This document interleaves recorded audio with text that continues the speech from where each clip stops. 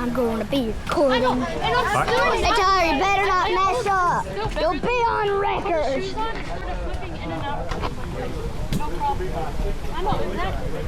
Clutch, you better not mess up. You're on camera.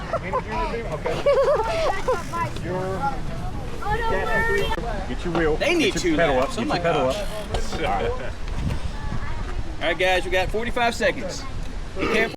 All right, so we're back at it. This is race number 3 at Lake Crabtree in Morrisville, North Carolina for the USMTB Junior Series. And we are lined up here. It was April 26th, pouring down rain, like inches of rain back home in the mountains of Virginia.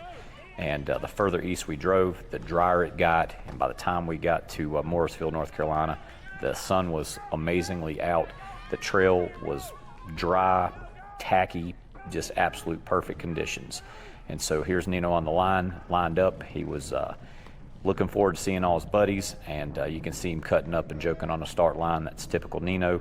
But here we're getting ready to get started, and just as usual, we'll narrate through the race and kind of get you up to speed with what all went down, and it was action-packed throughout. So you could see there at the beginning of the video, I put a screenshot from USA Cycling's ranking where it showed the top 5 riders in the United States, 10 and under. And first, second, and third, Hutch Griffith, Nino O'Connell, and Sebastian Ackley were all at this race again. And Sebastian had actually moved up from 4th now to 3rd place. And so it was really awesome to see the top 3 riders in the entire country that are 10 and under lined up here in Morrisville, North Carolina, ready for some action to see who comes out on top. One thing that was kind of bittersweet about this event is that the Lake Crabtree Park, which was a network of some awesome single track trails, I really don't know how many trails are there, but in pre-riding it a few days before the race, we were riding the 5.5 mile race lap, and we did 4 laps of that course, and it was a really, really awesome trail. Nothing really that complicated, but just fun trail. You could tell that a lot of time and effort had been put into making the best out of what they had there. Some really cool skills sections, and it's from my understanding that they're going to develop this area for some lodging and tourism, like shopping mall type stuff, and it's a real sad situation. This will be the last race ever at this park, and so it was great that we got to go down there and experience it, and Nino got to race it, but it's sad to see it go. Off the start line, Nino had a pretty good start. We expected Hutch to be like a spaceship out of the gate. He's a nationally ranked BMX rider. He's really fast throughout the entire race, but is extraordinarily fast from the start. This is Sebastian's home trail, and we knew he was going to be fast. He knows it like the back of his hand. And so our strategy was really to be exactly where Nino was, to be going in about 3rd place into the single track, in hopes that he could follow Sebastian's line, especially in the first part of a mile or 2 of the course, and maybe they could close the gap towards Hutch and see where the cards laid out. But I was real proud of Nino to start the way he did. Going up the hill, he was kind of in a little bit too hard of a gear and had a very slow cadence, but he was able to fight through it and get right on Sebastian once they went into single track and get a good position going into the woods.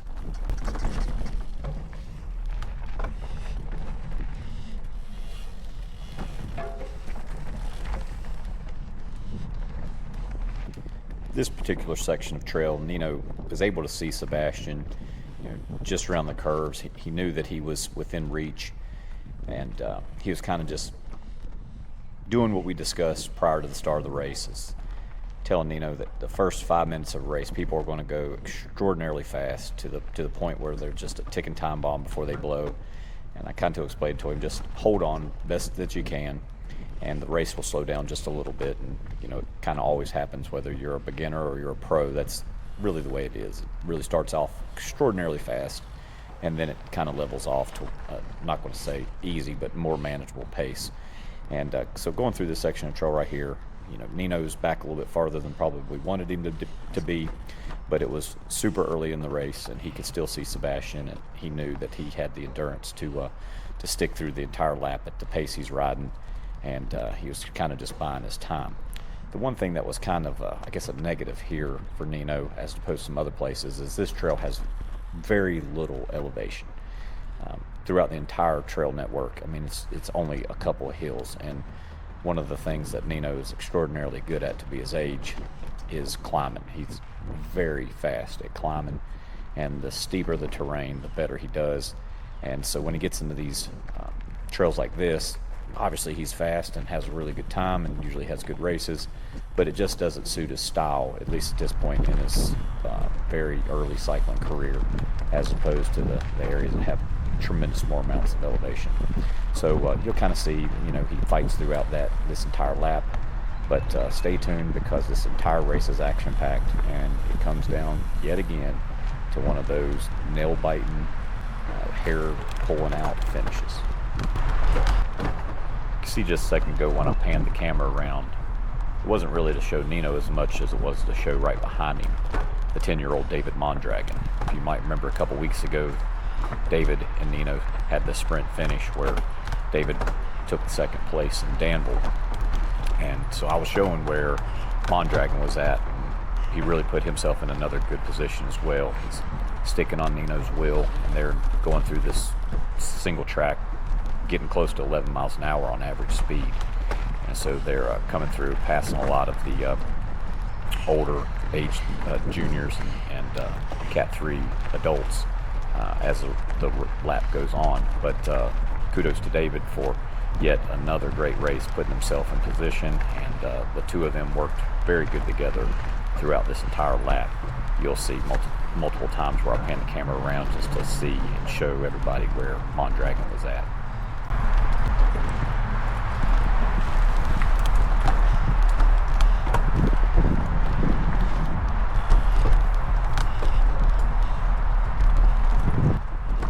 Locked and loaded. You could kind of see the look on Nino's face. He was starting to close the gap once one of the few hills along the entire trail was reached. Nino was able to accelerate up this hill and really narrow the gap to Sebastian almost instantly.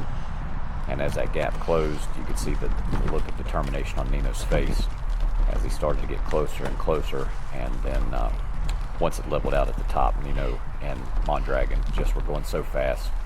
Sebastian pulled off to the side and let those two go by, and then he grabbed onto the wheel and went as fast as he could for as long as he could. Nino said at some point or another he felt like that he may have ran off the trail and crashed, but I couldn't find it on the camera. But Sebastian is clearly getting faster.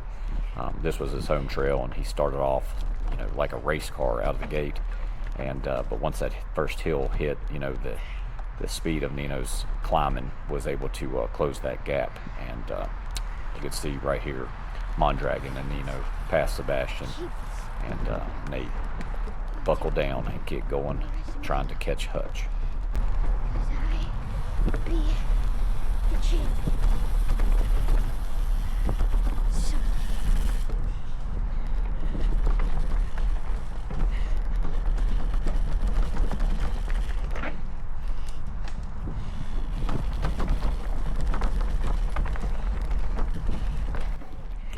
While I got a few minutes in the section of trail that there's not an attack or some pass or some crazy thing going on, give me a couple seconds to talk about where we're going to be at coming up in the next couple weeks.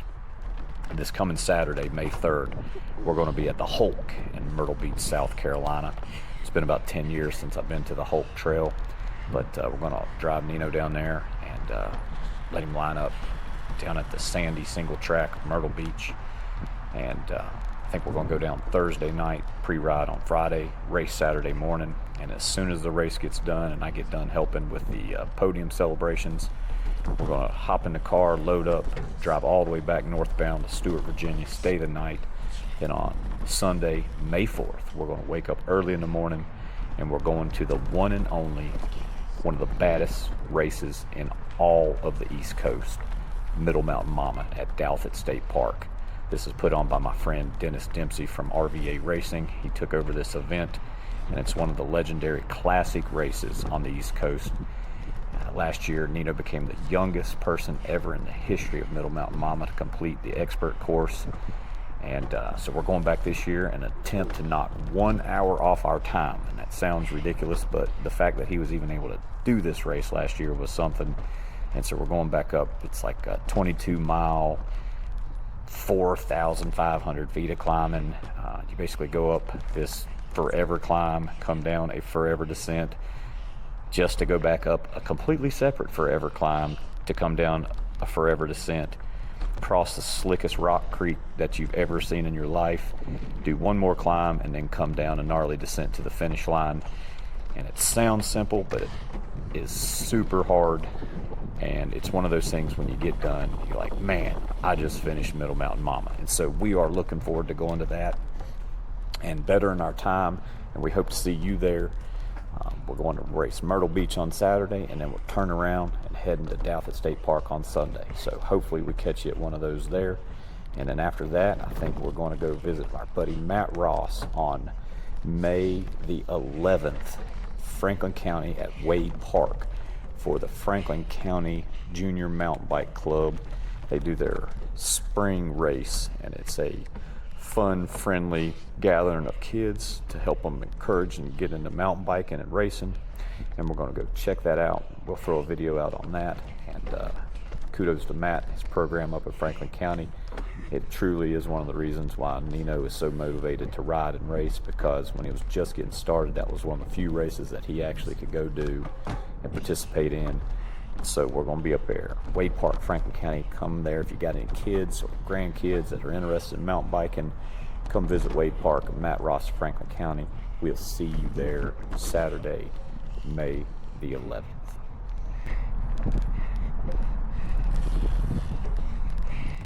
And while you got a second, please click that subscribe button, hit that like button, and if you like these types of videos, share them to some people. It has really been helping us out, and I hate asking every time, but when I do, it actually makes a difference, because we get some more subscribers and we get a lot more likes, we get a few comments. But what all that really does, if you're not really familiar with YouTube, is it helps get the video out to other people. And we get a lot of the same people watching the videos, and that's great, and we want that. But we also want to reach that 8, 9, 10, 11, 12, 13-year-old that is somewhere in Midwest United States, East Coast United States, out West United States, that's sitting there and they want to ride bikes and race, ride mountain bike trails, but the parents won't let them, or their guardian won't let them. They get to see these videos, and they get to see an 8-year-old kid that is racing and riding some of the toughest, hardest trails and races in the East Coast. And they can use this type of thing to motivate somebody to get them out there and experience this type of lifestyle and get away from the daggone game systems. This is the only game system any kid needs, outdoors and exercise. So help us get these videos out by liking, sharing, subscribing, and thank you very much for supporting Nino. He reads every comment. Last video we had some really constructive criticism, positive comments. Nino read them, and I guarantee you if the same people that made those comments watch this video today, they're going to see some of the things they said Nino put into play during the race that is on this video today. So thank you very much for that, taking the time to say things that are critical but positive to Nino, because he reads them and he is very intelligent and analyzes what is being said, and we talk about it and use it as a way to learn and improve. And he's getting better each and every time, and he's getting so good, I'm not gonna lie, I can already start to count like under 1,000 days from now that I don't know if I'm going to be able to stay with him. So, you know, we might actually have to start a different strategy of taking out his legs or feeding him rotten food. I don't know what we're going to have to do, but we're going to have to do something to slow him up, because you're seeing the same thing that I'm seeing on these videos, and the kid is getting scary fast. And I need to be in the lead for way longer than him being 11 or 12 years old. So leave me some comments of what I might can do that's, not against the law, but I can stop him from getting so fast. You know what I'm saying. It's all a joke, I guess, but seriously, like, we're less than 1,000 days of him being able to beat me. It's not going, Mom's not going to like hearing this, but he's already beaten his mom. You didn't hear me say that.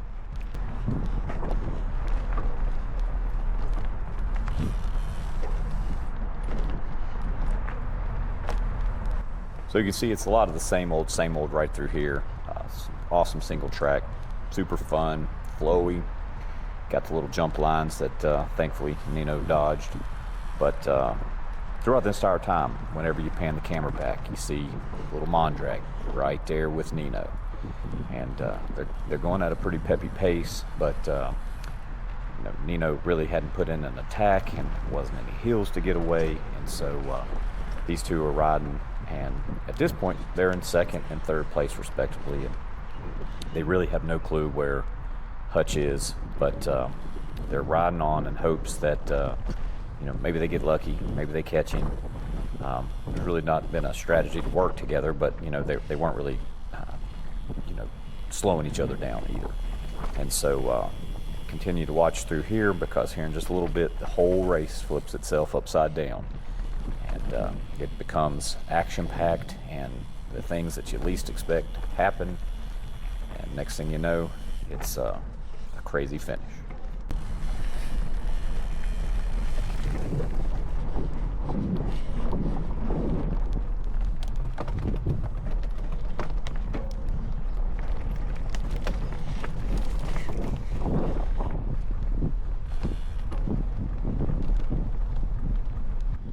So while we're waiting for this action to start, just give me a little second to kind of talk, because every now and then I get somebody ask and get a comment. But this is new bike race day. Nino started on a 20-inch Trek Roscoe, which is a 2.6 tire, one of these little fat tire bikes. His first race ever was on the little 20-inch Trek Roscoe. It was an 8-speed. It weighed about as much as he did when he was 5 years old. We liked the bike, and it did help him start out. And so we did what any parent would do, and we bought the 24-inch Trek Roscoe, and he upgraded. And at first, his seat was so low that his butt cheeks would almost hit the rear fat tire, which was kind of funny to watch. But he made it work, and he won several races and podiumed a whole bunch of races, and rode thousands of miles on his little Trek 24-inch Roscoe, and he started to figure it out. Well, we started seeing that there was a lot of potential, but the bike was kind of holding him back. So last year, we bought the Trailcraft, which is a manufacturer out, I think they're from Colorado, and they make bikes specifically for kids.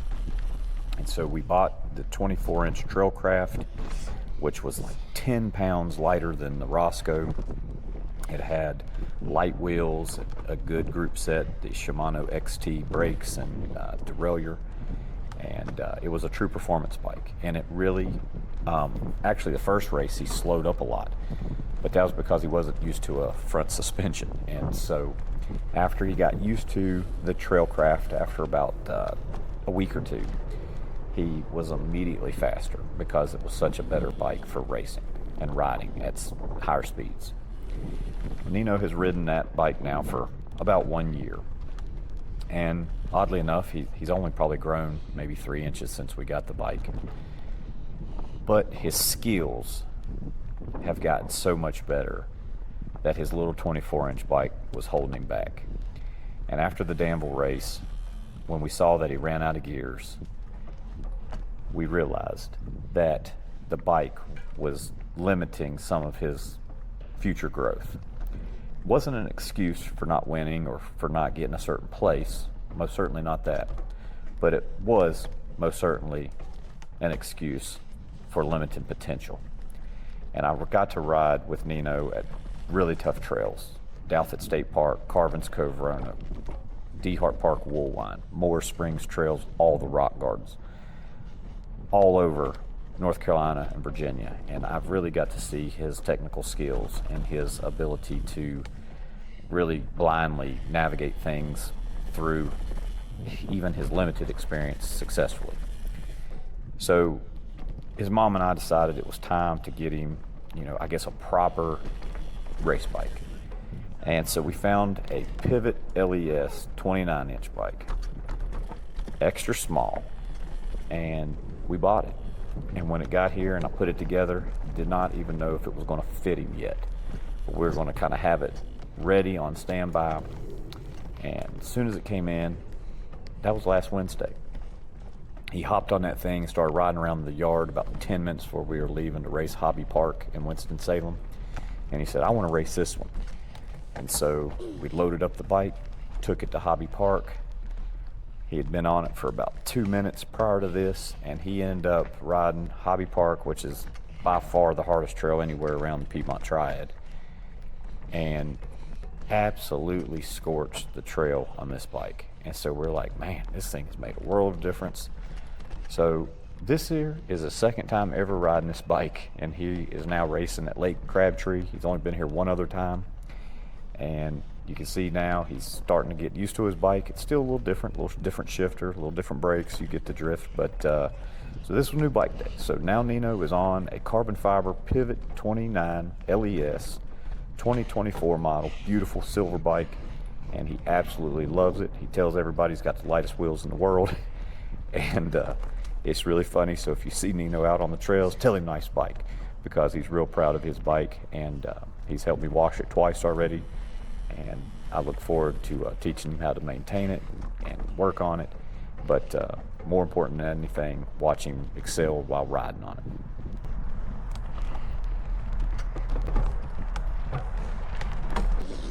We're going to do something a little different from now on when we can. We're going to try to incorporate Nino in some of the narration and give him the opportunity to be heard and say what's on his mind about the race and how it went, and ask him some, I guess, leading questions at times, but to give him an opportunity to tell his version of events. And I hope everybody likes this. Nino's usually pretty comical when he is talking about these types of things in his own weird way. But I guess most importantly is, 5, 10, 15 years from now, when he and I can look back on these early days, we can get a chuckle at all the lessons that he learned and the things that he had to go through to become whatever he becomes. So enjoy this, but coming up, he's going to give his version of the big series of events that start to transpire here in just a couple minutes.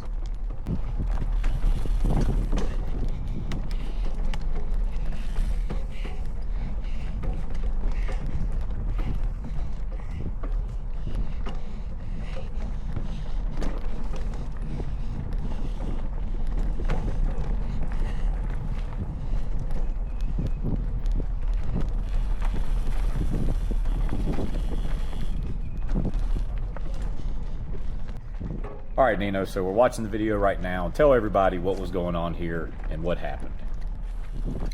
So I was going through the woods and I tried to dodge a route and I went through leaves instead of the trail, which was a terrible idea. And Mondragon passed me and I was not very happy about that. So I kept drafting him and tried to beat him, but it did not turn out very well in the sprint finish. Well, that happens, right? Yeah. So, learned your lesson. When you do the pre-ride, kind of stay on what you practice, right? Yeah. And then maybe next time this won't happen again, right? Awesome. Well, you can see here on the video what happened. These two trees real close together with a tight gap.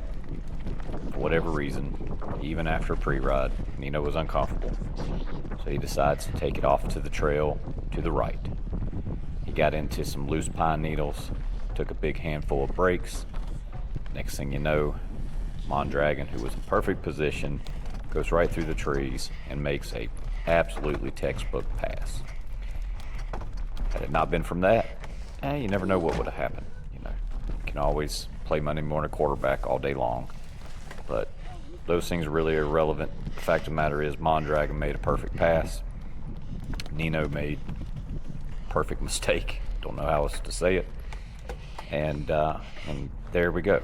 But Nino quickly realized what he had done wrong. Immediately hops on Mondragon. But the problem was some of the lessons that we've been working on, trying to stay really close to where when the perfect opportunity comes to pass, you give yourself the chance. That's where Nino's continuing to struggle. And you'll see from this point on to the finish line that getting in that perfect position where they're very close, front to back, just within a couple feet. Every time Nino would get that way, he gets a little bit uneasy and lets that gap spread out a little bit more. And as a result of that, it makes it that much harder to put himself in a position towards the end. You can see just a few seconds ago there was a couple people on the right side of the trail. Sadly, that was Hutch, the #1 rider in the country. He had a mechanical with his chain. And as I said in the podium celebration, is you never want to see somebody have a bad day, especially when it comes to a mechanical. But sometimes when those best riders have a bad day or they have a mechanical, it gives the other riders the time to shine. And that was what happened here. And so Hutch ends up having a mechanical. He fought back and he was still able to get 4th place, even with a completely messed up chain. But the fact of the matter is, Nino and Mondragon were off to the races to see who could come out on top. And it was given 2 riders who rarely get the opportunity to win because the dominant Hutch Griffith usually takes the top spot every time, was out of contention. And so now here's 2 people, 2 young kids with the eye on the prize, who's going to be the top spot for the big race at Lake Crabtree, race to the finish line.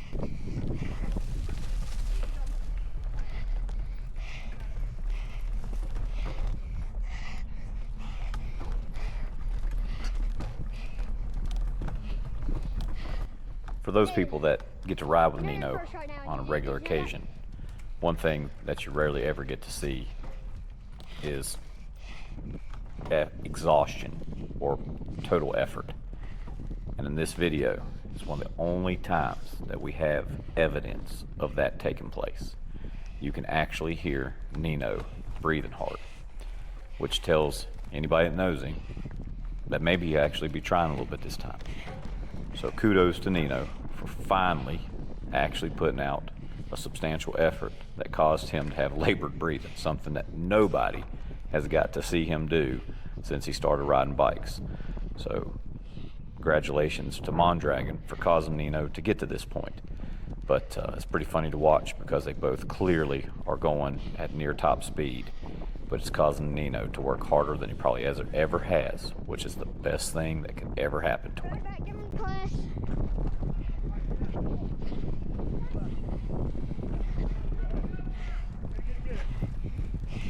Go ahead. Good job.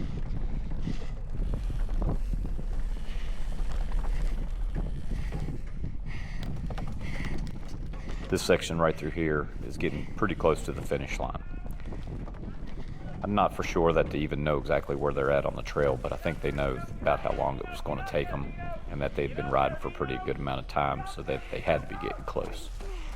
Regardless of what it was, you could tell that the pace kind of got lifted and the tactics started to get a little bit more aggressive.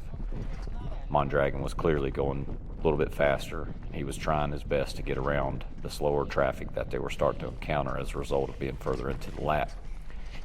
Nino did a phenomenal job of being able to navigate the same passes, but as the trail started to get closer and closer to the finish line, it was getting harder and harder to put yourself in that perfect position.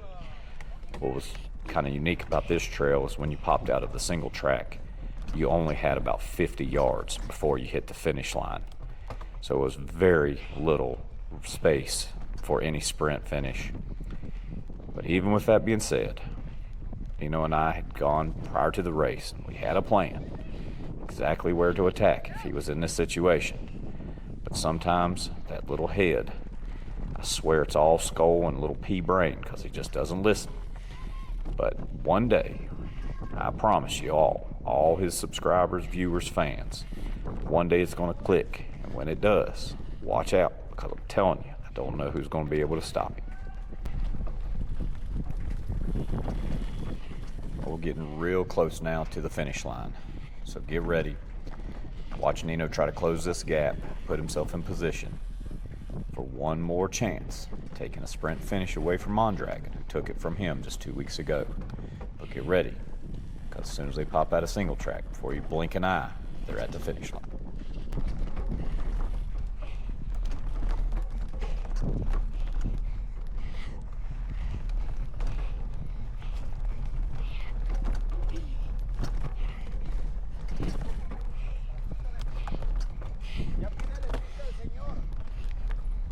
Quick disclaimer, that crazy person yelling to where they almost lost their voice, yes, that's me.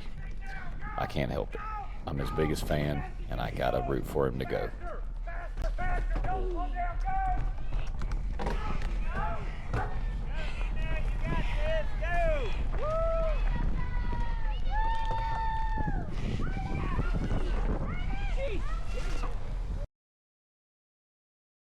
So there you go. 2 race weekends in a row lost at the line. This one was about a half second apart. Mondragon made the perfect pass back at that tree, and he was able to hold Nino off with a perfect race to the finish line. But Nino had an excellent race. He was second place, lost by a half second, and ended up keeping the leads in the points series for the USMTB Junior Series. Kudos to both these kids who put on an amazing race, and it was fun to watch even on video. And Sebastian Ackley took third place, and even with a messed up chain, the #1 rider in America took fourth place.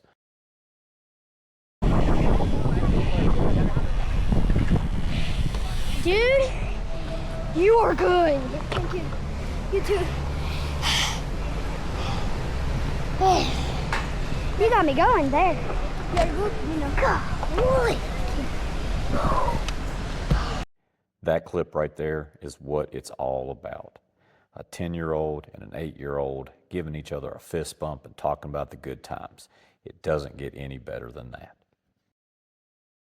All right, Nino. So for all the kids that watch your channel, 7, 8, 9, 10-year-olds, that look at the things you do right and the things you do wrong, from this race right here, what is the best tip that you can give some of these young riders? I will tell you exactly what. Okay. So you need to stay on their wheel for most of the ride, if they're in front of you. Of course, if they're not in front of you, I mean, you don't really need to do anything. Right. And also, when you go through a tree, actually hit the root instead of going like through leaves. It'll take like hours to do it. Okay. And had you followed that advice right there, what do you think would have happened in this race? I probably would have won. That's pretty good, accurate. All right, man. Well, good job.